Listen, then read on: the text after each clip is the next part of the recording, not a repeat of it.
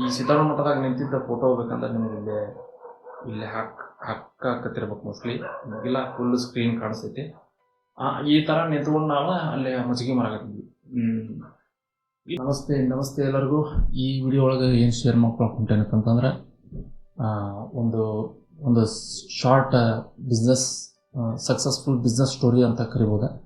ಒಂದು ಸಣ್ಣದು one time ಮಾಡುವಂಥ ಬಿಸ್ನೆಸ್ ಏನಪ್ಪ ಅಂತಂದ್ರೆ ಮಜ್ಜಿಗೆದು.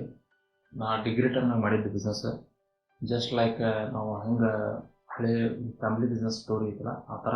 ಇದು ಫೇಲ್ ಏನಾಗಿಲ್ಲ, ಲೈಟಾಗಿ ಸ್ಟಡಿ ಮಾಡಿ ಸ್ವಲ್ಪ ಲಕ್ಷ್ಯ ಕೊಟ್ಟು ಮಾಡಿದ ಬಿಸ್ನೆಸ್ ಇದೆ.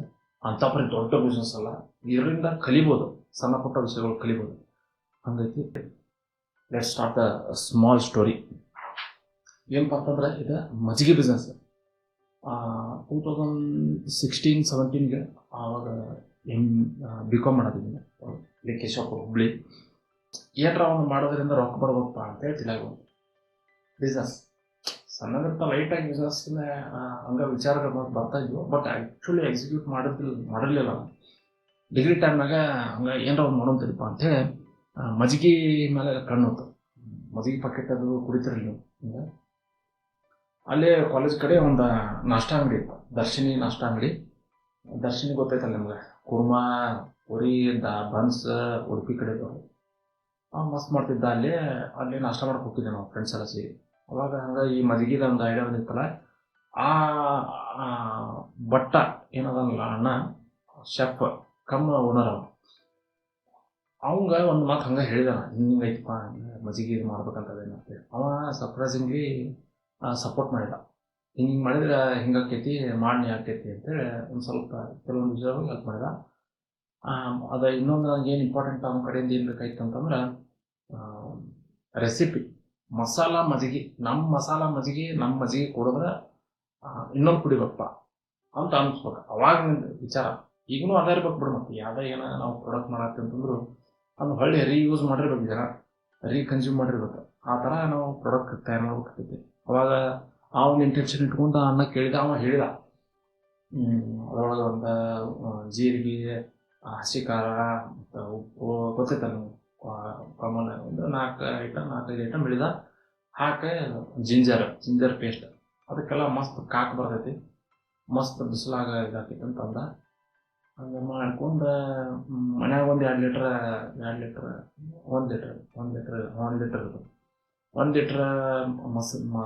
ಹಾಲನ್ನ ಮೊಸರಿ ಹಾಕಿದೆ. ಅವಾರಿಗೆ ಹೇಳಿ ಹಾಕಿಸಿ ಮೊನ್ನೆ ದಿವಸ ರೆಡಿ ಆಗ್ತದ ಮಜ್ಜಿಗೆ ಅಂತ ಮೊಸರು ರೆಡಿ ಆಗ್ತದೆ. ಆ ಮೊಸರಿಗೆ ಈಗೆಲ್ಲ ಏನು ಇಂಗ್ರೀಡಿಯೆಂಟ್ಸ್ ಇತ್ತ ಎಲ್ಲ ಹಾಕಿ ರೆಡಿ ಮಾಡಿ ಇನ್ನು ಮಾರ್ತಿ ಹೆಂಗೆ ಅದು ಒಂದು ಏನರ ಒಂದು ಸ್ಯಾಚೆಟ್ ಬೇಕಲ್ಲ. ಆ ಸ್ಯಾಚೆಟ್ ತೊಗೊಂಬರಕ್ಕೆ ಮಾರ್ಕೆಟಿಗೆ ಹೋಗಿ ಸ್ಟ್ರಾ ತೊಗೊಂಬಂದೆ, ಸ್ಯಾಚೆಟ್ ತೊಗೊಂಬಂದೆ, ಮತ್ತು ಕತ್ರಿ ಮತ್ತು ಥರ್ಮೋಕಾಲ್.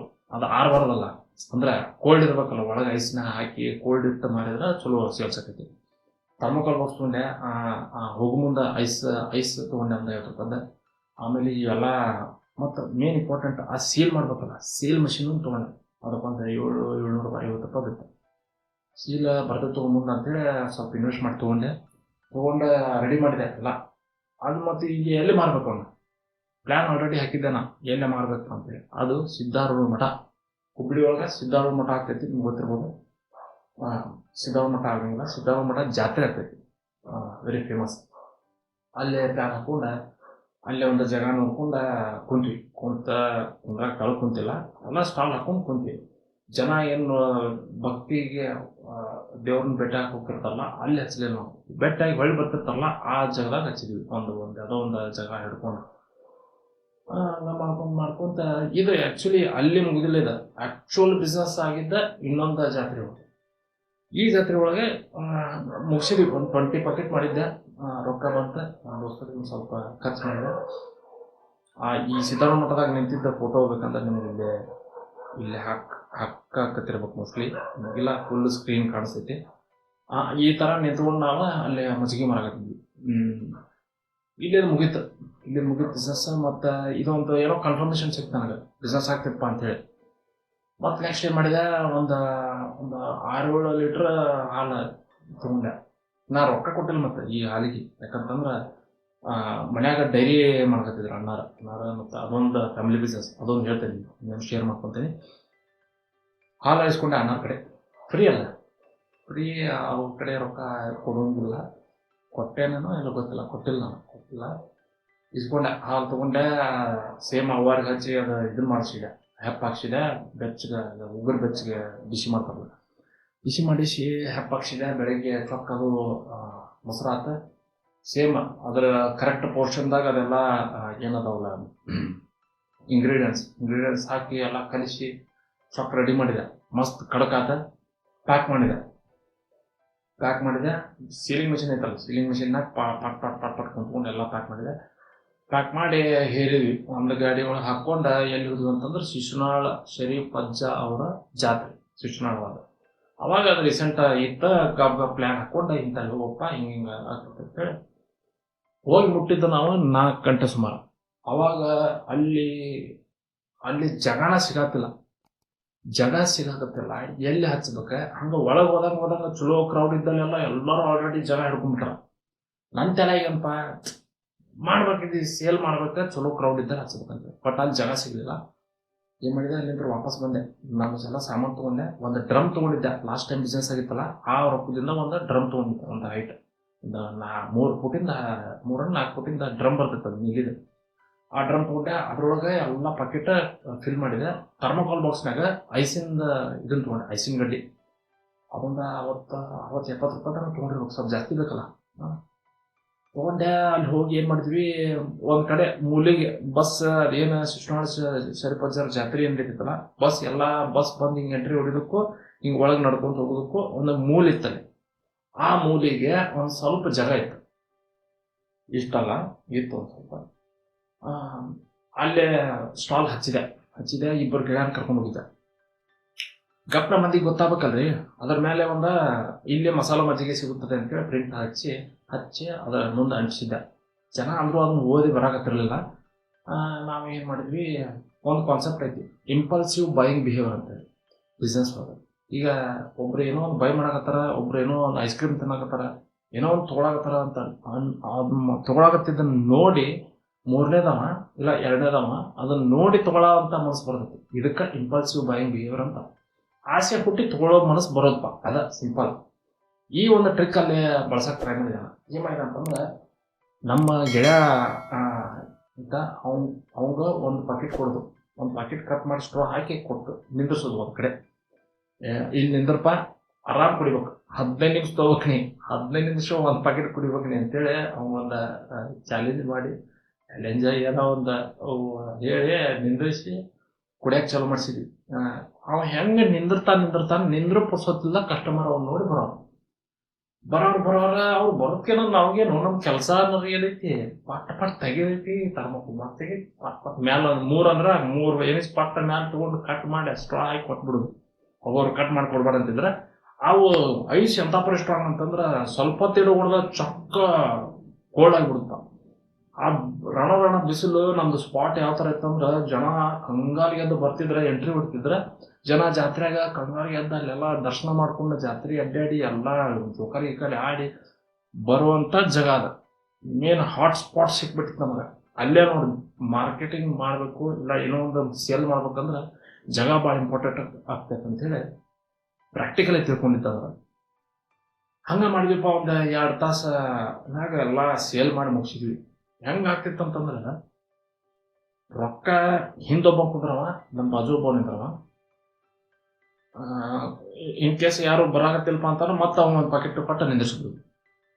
ಮತ್ತೆ ಚಲೋ ಒಂದು ಇದನ್ನು ವಾಕಿನ್ಸ್ ಅಂದ್ರೆ ನಮ್ಮ ಅಂಗಡಿಗೆ ಬರೋದು. ಮತ್ತೆ ಕುಡ್ದಾರೆಲ್ಲ ಕೆಲವೊಬ್ಬರ ಡಸ್ಟ್ಬಿನ್ದಾಗ ಹಾಕ್ಬೇಕಂದ್ರೆ ಡಸ್ಟ್ಬಿನ್ ಇಟ್ಟಿರಲಿಲ್ಲ ನಾವು, ಅಂತಾಗದ್ದಲ್ಲ, ನಮಗೆ ಲಕ್ಷ್ಯ ಇಲ್ಲ. ಅವರು ಕುಡ್ದು ಅಲ್ಲೆಲ್ಲೆಲ್ಲೇ ಹೋಗ್ಯವ್ರು. ಆದ ಒಂಥರ ನೋಂಗ್ಲಿ ಅವ್ರು ಅನ್ನೋಂಗ್ಲಿ ಬಯಸದೇನ ಬಂದು ಭಾಗ್ಯ ಅನ್ನೋಂಗಾಗ್ಬಿಟ್ಟಿತ್ತು. ಕುಡ್ದು ಎಲ್ಲೆಲ್ಲಿ ಹೋಗಿತ್ತಾರ ಅಲ್ಲೆಲ್ಲಿ ಮಾರ್ಕೆಟಿಂಗ್ ಆಗೋದು.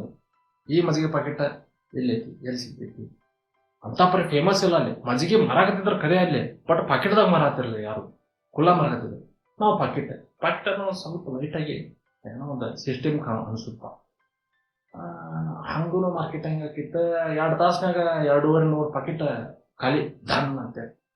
ಹಿಂದೊಬ್ಬ ಕುಂದಿರ್ತಿದ್ನಲ್ಲ, ರೊಕ್ಕನ ಏನು ದನ್ ರೊಕ್ಕ ಇಸ್ಕೊಂಡ್ ಕಿಸ್ದಾಗ ದಮ್ ಪೂರಾ ಬೆಂಡಿ ಮಾಡಿ ಹಿಡ್ಕೊಂತಿದ್ದ. ಅವ್ನು ತೆಗೆದು ಅವ್ನು ಕೊಡ್ತಿದ್ದ, ಹಿಂದ ಕುಂದಿರ್ತಿದ್ದ. ಅವ ಚೊಕ್ಕ ಎನಿಸಿ 10 ಒಂದು ಸೈಡ್, 20 ಒಂದು ಸೈಡ್, 50 ಒಂದು ಸೈಡ್, 100 ಒಂದು ಸೈಡ್ ಮಾಡಿ ಒಂದಿಷ್ಟು ಕೊಡವ, ನಾ ಕಿಸ್ದಾಗ ಹಿಡ್ಕೊಂಡು ಹಿಂಗೆ ಮಾಡಿ ಮುಗಿಸಿದ್ವಿ ಜಾತ್ರೆ.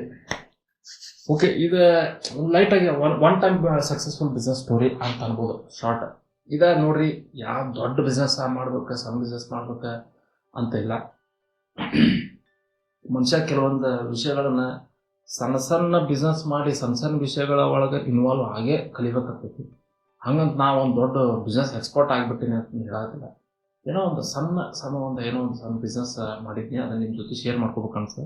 ಇದ್ರೊಳಗೆ ಪ್ರಾಫಿಟ್ ಶೇರ್ ರೇಷಿಯೋ ಬಗ್ಗೆ ಮಾತಾಡುವಂಥ, ಅದು ಪ್ಯಾಕೆಟಿಗೆ 10 ರೂಪಾಯಿ ಚಾರ್ಜ್ ಮಾಡಿದ್ದೆ ನಾವು.